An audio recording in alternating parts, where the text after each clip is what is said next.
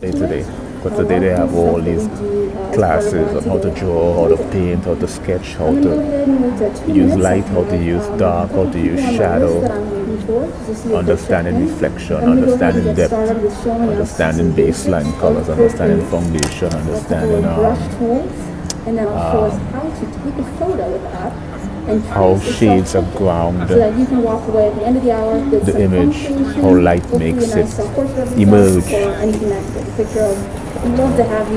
how to create depth, how to create richness, how to find corresponding color. Let's say a particular object you painting is green.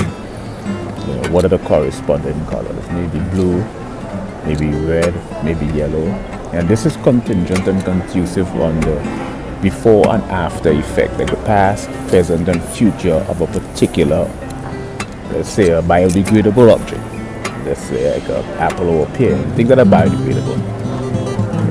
Things that are biologically degradable that have a particular color. Past, present, and future, the corresponding color of the relationship to the present state of the actual painting you're drawing has a lot to do with like a red pepper.